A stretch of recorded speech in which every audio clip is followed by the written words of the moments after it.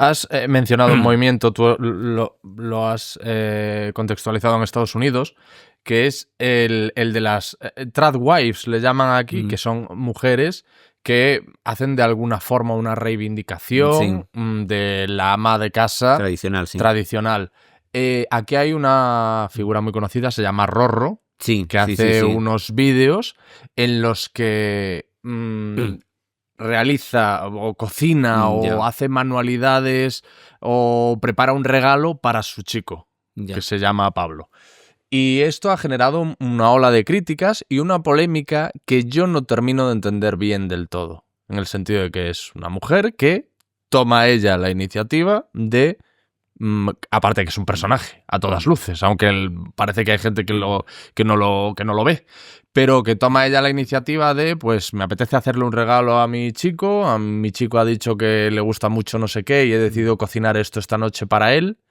Y eso es algo que ha levantado muchas críticas. Parece que cualquier cosa que de algún modo recuerde a una mujer de una familia tradicional como las que tú has descrito, automáticamente supone cierto rechazo por una parte de la sociedad pues, más progresista.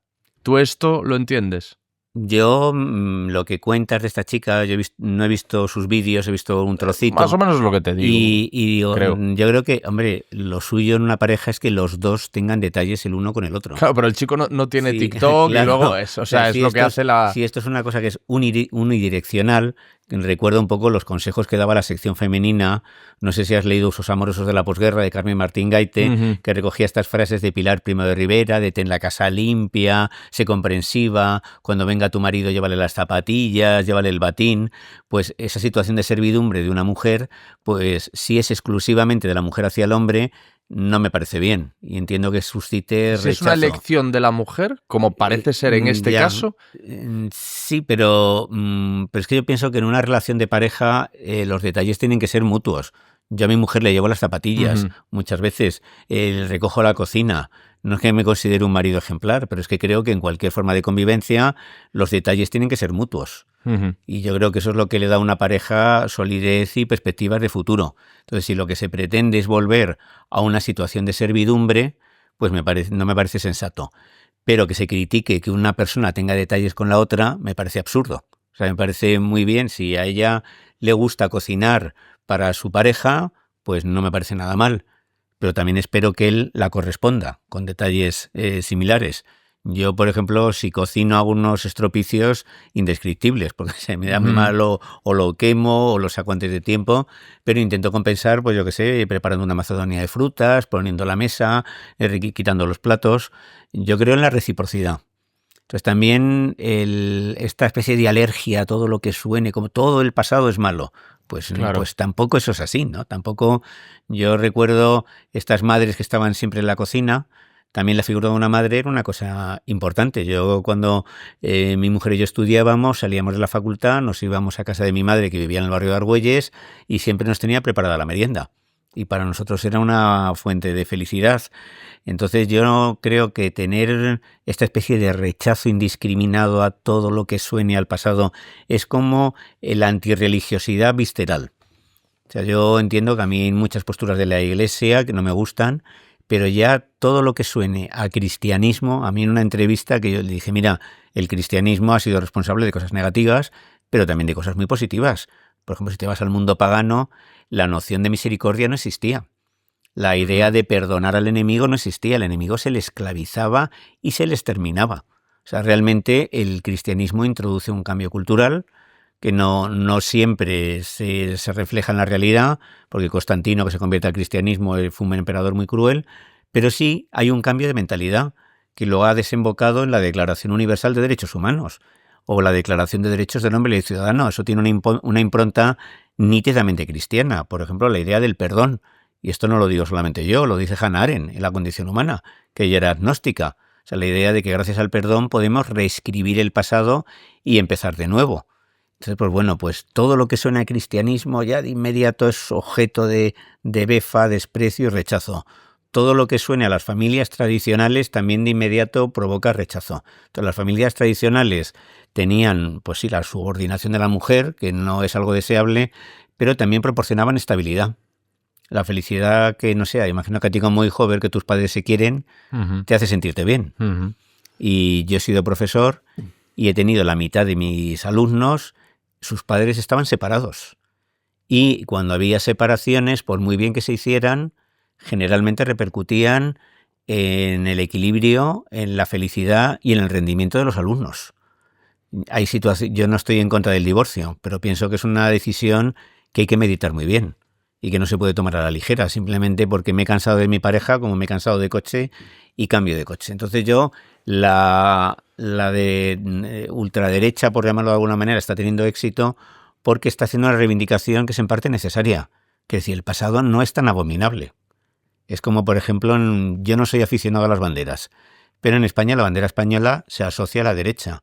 En cambio, en Francia, todos los partidos políticos salen con la bandera de Francia. En Estados Unidos, que tienen todas las habitaciones, los chavales tienen una bandera enorme de Estados Unidos. Y eso no significa ser un fascista. Claro. Entonces, pues también esta tendencia de esta izquierda un poco posmoderna, de que todo, en fin, que si la religión, la familia, la patria, todo eso es basura, pues la gente un poco, yo creo que con razón se ha hartado. De ese discurso yo no creo que lleve a ninguna parte. Yo no creo en el patriotismo, pero sí como una exaltación de que somos los mejores, pero sí aprecio mucho mi lengua, es la lengua en la que escribo, me interesa la historia de España, no estoy a favor de los independentismos, porque creo que los independentismos fundamentalmente crean problemas de convivencia, sí respeto los hechos diferenciales, que cada uno hable en su idioma, que tenga... Pero esta especie de izquierda fundamentalista ha impulsado el ascenso no del conservadurismo, ojalá, sino del integrismo. Entonces yo pienso que ser conservador en algunas cosas es una virtud, sobre todo en cuestiones sociales y en cuestiones y en algunos aspectos, en algunos temas de costumbres. Otra cuestión donde yo no soy nada conservador es en el tema de la pobreza, la desigualdad. No puedo entender que nadie esté a favor de que unos pocos acumulen a costa de una mayoría. Y sí creo firmemente en que la sanidad y la educación tienen que ser servicios públicos.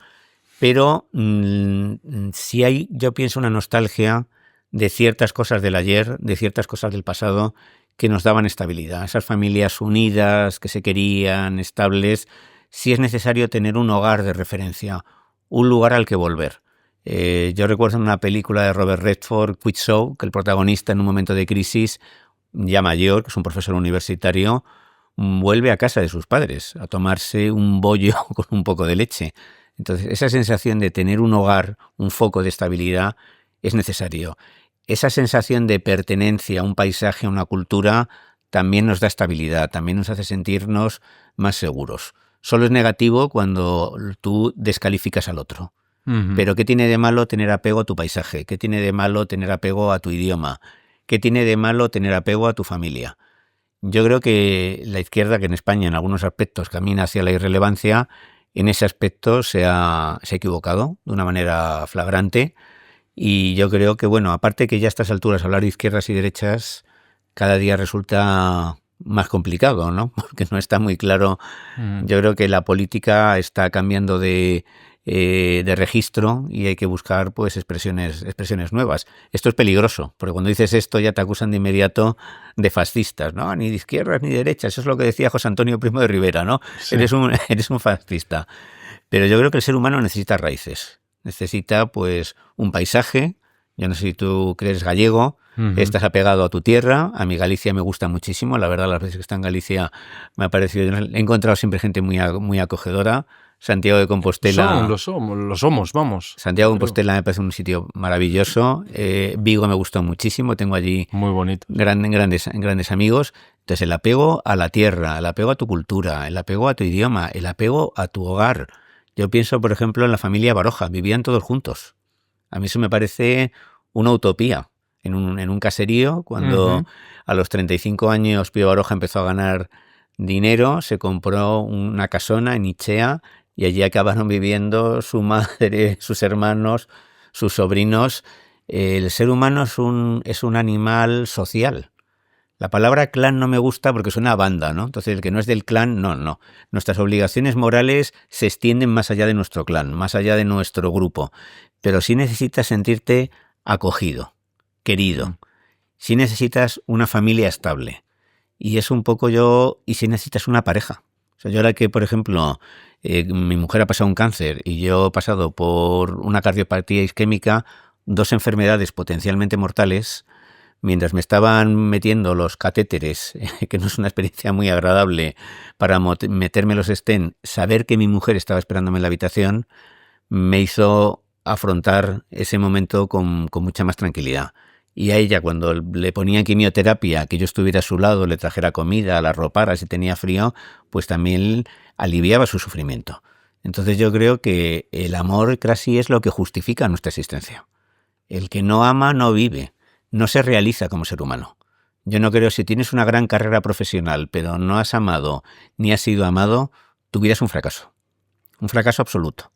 Yo creo que realmente el ser humano se realiza cuando establece una conexión con el otro, un compromiso, y no piensa tanto en recibir como en dar. Yo pienso que el amor fundamentalmente es un don, y lo que mide la grandeza de una persona es su capacidad de dar. Por eso yo ahora, no sé, te decía que el elogio del amor está yendo peor, no sé si mi siguiente libro irá peor todavía, iré hacia la irrelevancia, hacia la insignificancia, no lo sé, pero lo que para mí medirá el éxito de mi vida no será la venta de mis libros ni mi popularidad, sino el hecho de sentirme querido por mi mujer, por mis amigos, por las personas que han estado en mi entorno. Y cuando muchas veces me preguntan, ¿cuál ha sido tu mayor éxito? Digo, pues cuidar a mi madre, y ahora diría cuidar a mi mujer. Lo otro, yo no creo que un premio en una noche de invierno, abrazar un premio te vaya a confortar, ¿no? O sea, un abrazo con un amigo, con tu pareja, eso es la mayor recompensa y la mayor forma de plenitud a la que puede aspirar el ser humano.